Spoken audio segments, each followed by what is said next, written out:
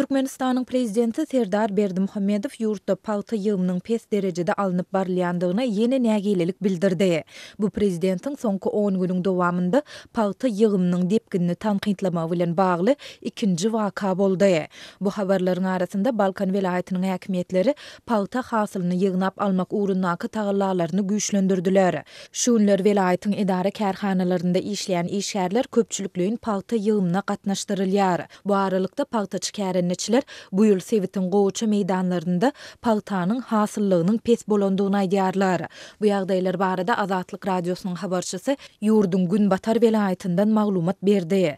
Türkmen prezidenti 25 oktýabrda ministrler kabinetiniň sanly ulgam arkaly geçirilen iş maslahatynda Oba Senat toplumuna gözegçilik edýän ornwasaryna we welaýat häkimlerine ýüzlenip ýurdun ençeme etrafynda palta ýygymynyň derejesiniň pesdigini aýtdy. Türkmen Döwlet Habarlar Agentliginiň türkmen liderine salgylanyp beren maglumatyna görä, Ahal welaýatynyň Kaka, Sarax, Tejen etraplarynda, Lebap welaýatynyň döwletli Köytenda, Hojamaz etraplarynda, Mar welaýatynyň Oguzhan, Vekilwazar, Murgap etraplarynda we Daşoğuz welaýatynyň Ruhwelend, Aktepe, Boldumsaz etraplarynda palta hasylyny gysga wagtda we ýetkisiz ýygnap almak işleri pes derejede alınıp barylýar. 25 oktýabrda prezidentiň gol çeken karary bilen Agajan Bekmuradow işde goýberen düýpli kemçilikler üçin diýilen kesýetleme esasynda Mar welaýatynyň häkiminiň ornwasary wezipesinden boşadyldy. Azatlyk Bekmuradowyň işden boşadylmagynyň prezidentiň palta ýygymynyň pes derejede alınıp barylýandygyna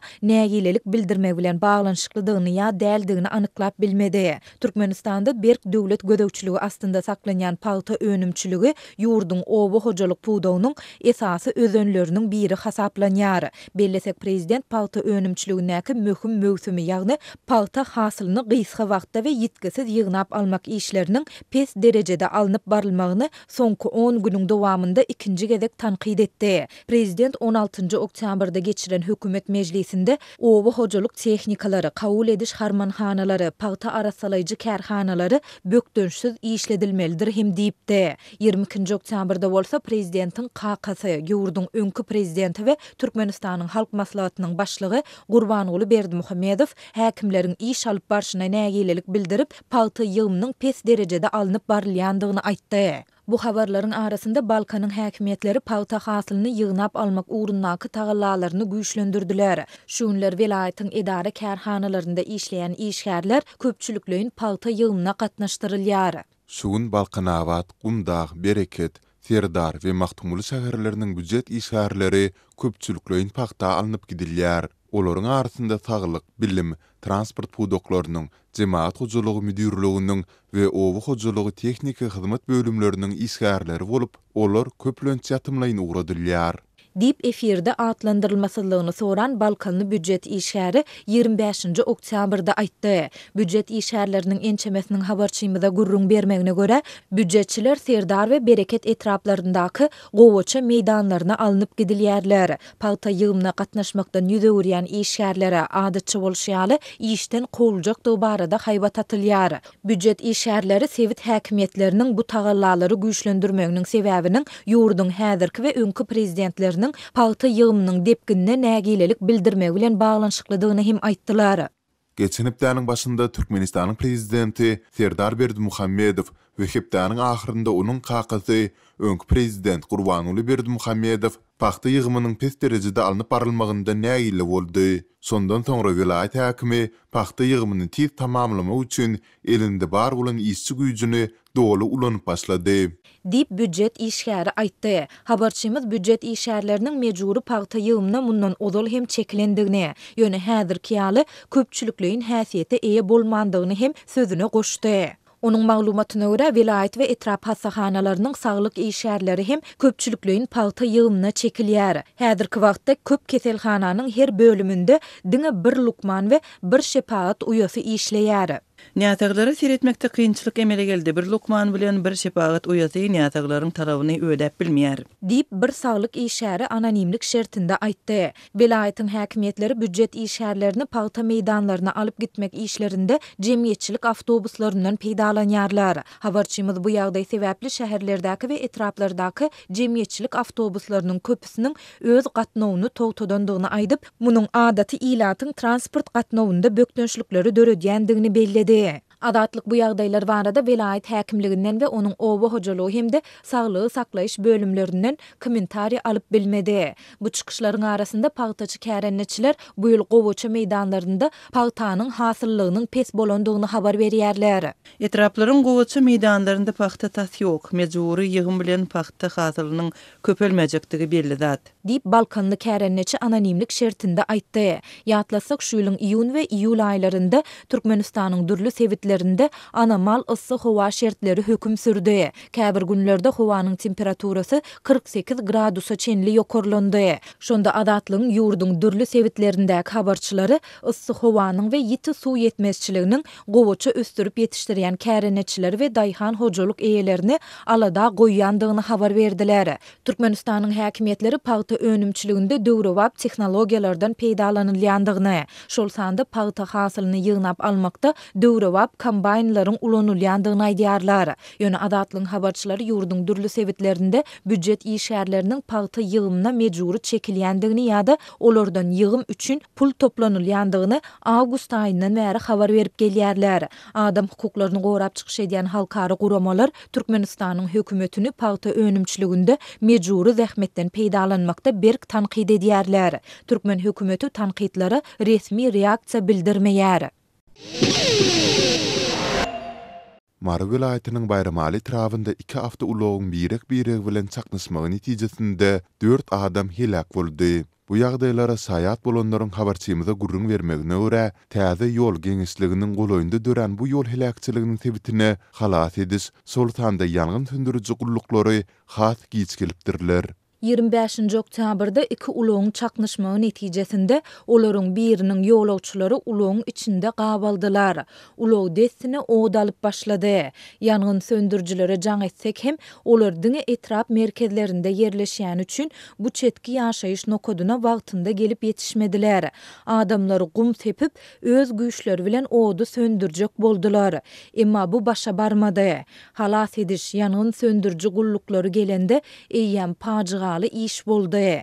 Dip saýatlaryň biri 26 oktýabrda habarçymyza gurrun berdi. Şeýlede ulogyň içinde ýangynda helak bolanlaryň sesleriniň henüz hem gulagynda ýanglanyp durandygyny sözüne goşdy. Belläp geçdik Azatlyk Türkmenistanda ýanyň howpsuzlyk gullagynyň ulaglarynyň ýanganyň ýa-da helakçylygyň bolan ýerine has giç gelýändigi, kä halatlarda gelip ýetişde olaryň suwsuz barýandygy barada habar beripdi. Mardaky habarçymyz ulagda helak bolanlaryň şahsiýetini hem anyklamagy başardy. Onuň sözlerine görä, ulag o dalanda sürüji bilen ýene-de Tebitin orta hünär mektebiniň talipleri hem helak bolupdyr. Bayramalynyň polisiýa müdürligi Sultanda ýangyn söndürüji gullagy ýokarky helakçylykly hadise boýunça azatlyň soraglaryna jogap bermekden ýüze urdiler.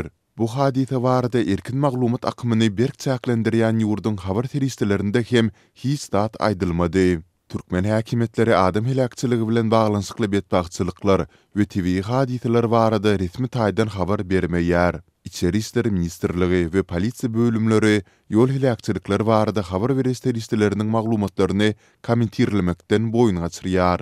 Bellesek Azatlyk bu helakçylykly hadisanyň öňýany Marynyň ýangyn howpsuzlygy bölüminiň işgärleriniň durmuş maksatly detallary, hojalyk jaýlaryna we hususy eýçilikdäki dukanlara aýlanyp ýangyn döredip biljek enzamlary barlaýandygy. Emma iş ýüzünde munyň ilatdan para almagyň ýene bir guralyny öwrülendigi barada maglumat beripdi.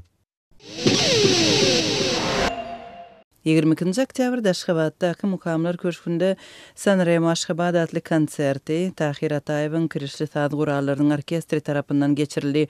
Bu ýyl meşhur orkestr 4 ýaşady. Bayramçylyk konsertiniň geçirilişi barada Azatlyň Aşgabatdaky habarçysy gurrun berdi. Onuň söýlerine görä Tahir Atayew ilkinji konsertine 100 tomoşaçy gelen bolsa, şu gün 1000 adamyň gelenligini esasly buýsanç bilen aýdypdyr.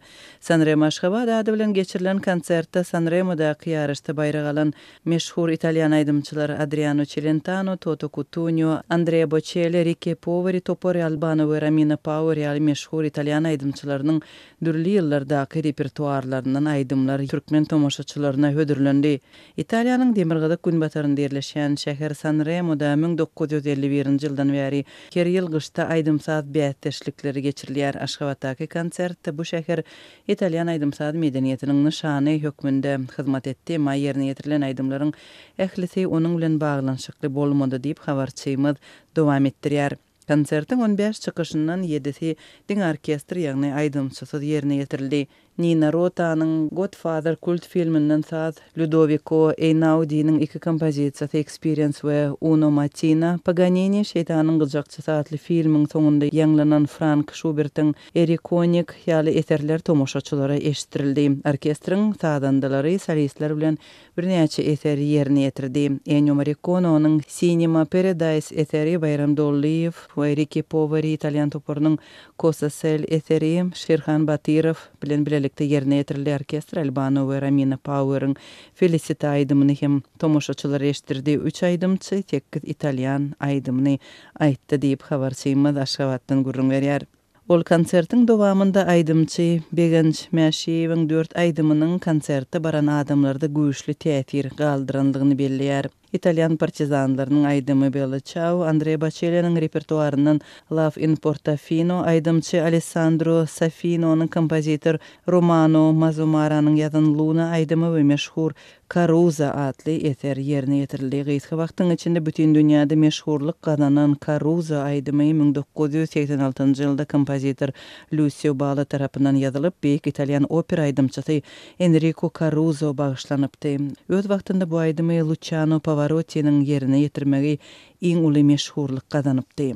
Köp tomoşaçy Ricky Poveri toporynyň Mamma Maria adly aýdymyny we Bob Merrill-iň döreden Mambo Italiano eserini üstünlükli ýerine getiren aýdymçy Julio Kadyrova bilen ilkinji gezek tanyşdy diýip habarçymyz gurrungyny dowam etdirýär. We Mambo Italiano eseriniň taryhyny ýatladýar. Bu aýdymyň awtory sözleri parodiýa hökmünde ýazyp New Yorkyň Italian restoranynda kagyz salfetkasynda belli edipdi. Aýdym ilkinji gezek 1954-nji ýylda aýdymçy Rosemary Clooney tarapyndan ýerine getirilip bütün dünýäde meşhurlyk gazanypdy. Şeýle hem tomoşaçylar meşhur Italian aýdymçylar Adriano Celentano'nyň repertuaryndan kompozitor Gianni Bella'nyň Confess aýdymyny we Toto Cutugno'nyň repertuaryndan L'Italiano aýdymyny ýerine getiren Bogdan Smolin'i dinlediler. Tomoşaçylar ähli çykyşlary, el çarpışmalar we bravo diýip garşyladylar. Ýöne L'Italiano aýdymy aýratyn üstünlük gazandy we Bogdan Smolin'iň bu çykyşy konsertiň tomoşaçylarynyň gaýtadan eşitmek islegine eý boldy diýip